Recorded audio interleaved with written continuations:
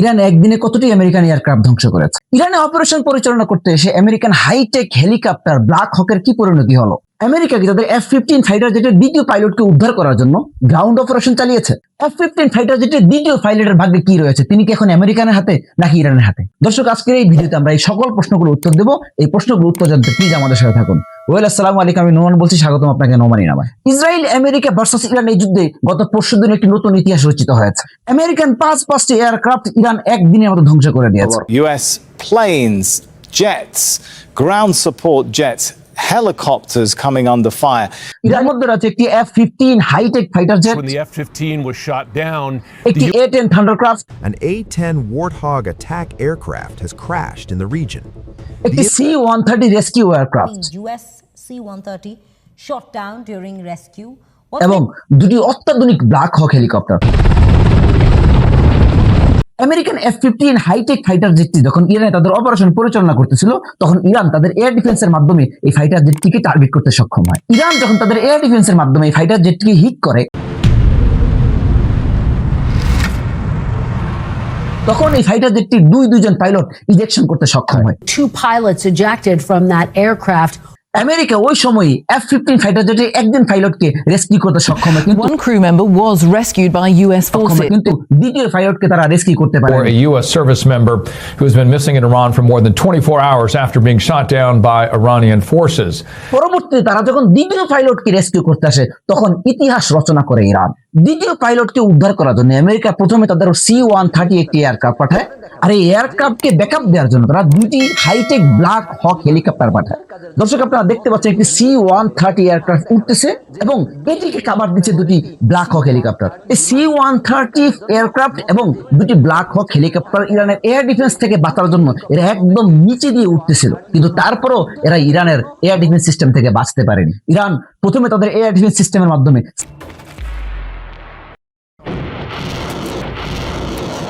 C-130 এয়ারক্রাফটকে target করে এবং এটিতে ভূপাতিত করতে সক্ষম Coming হয়। in, this is Iran now claiming US C-130 shot down during rescue. এরপর ইরানের police American hightech helicopter black হককে টার্গেট করে এবং তারা ব্ল্যাক হককে হিট করতে সক্ষম হয়। But the recovery helicopter was hit by gunfire, injuring crew members. তার মানে হলো ইরানের পুলিশ ব্ল্যাক হককে টার্গেট করতে সক্ষম হয় এবং পরবর্তীতে ব্ল্যাক হক ক্র্যাশ করে।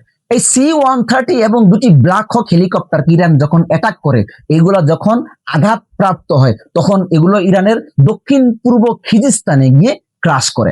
আমেরিকা যখন দেখতেছে তারা তাদের এই পাইলটকে উদ্ধার করতে পারতেছে না এবং তারা যেই জাহাজই পাঠায় সবগুলোই ইরানের এয়ার ডিফেন্স সিস্টেমের সম্মুখীন হয় এবং গুলো ধ্বংস হয়ে যায়, তখন তারা বড় আকারে রেস্কিউ অপারেশন পরিচালনা করে এবং গ্রাউন্ড অপারেশন চালায়। আর এই রেস্কিউ অপারেশনের ধরনটা ছিল এমন, প্রথমে CIA এবং মোসাদের মাধ্যমে ইরানের মধ্যে ভুল তথ্য ছড়ায় দেয় যে আমেরিকা তাদের দ্বিতীয় পাইলটকেও রেস্কিউ করতে সক্ষম হয়েছে, রেস্কিউ করে তাকে উঠিয়ে নিয়ে গেছে।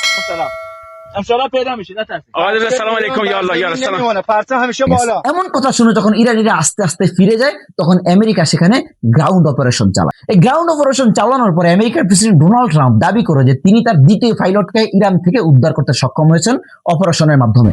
An American Air Force officer who was missing after Iran downed a fighter jet has been rescued. President Donald Trump confirmed that the mission was successful and that the officer is injured but safe.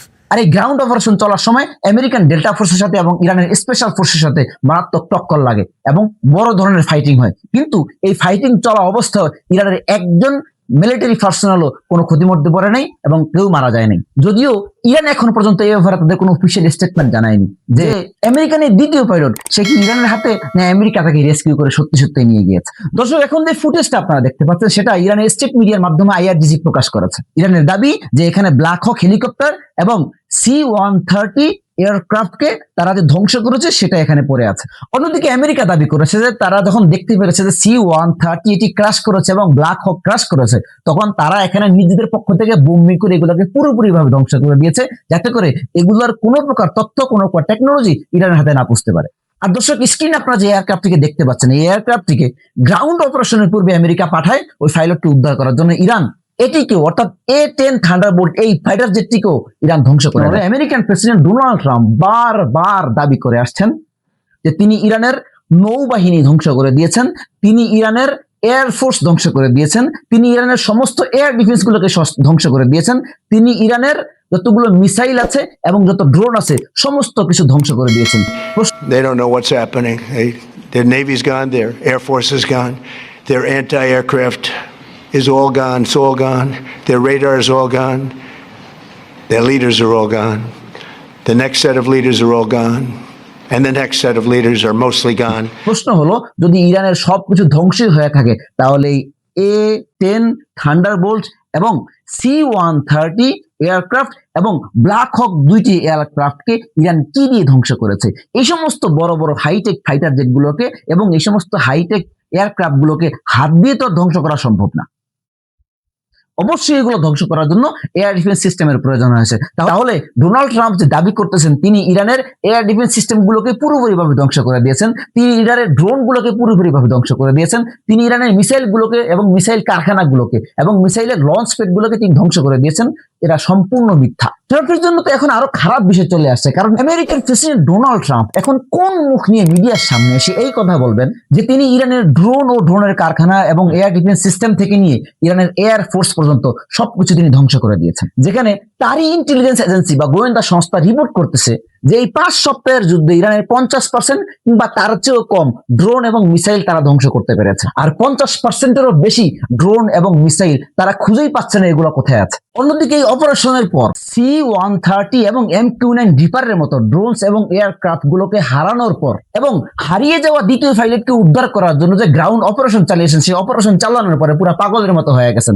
এখন তিনি ঘোষণা করতেছেন যে আমি ইরানকে 10 দিনের সময় দিয়েছি, সেই 10 দিনের মধ্যে এখন মাত্র 48 ঘন্টা বাকি আছে। আর এই 48 ঘন্টার মধ্যে ইরানকে সিদ্ধান্ত নিতে হবে যে সে কি স্ট্রেট অফ হরমুজ খুলে দিবে কিনা।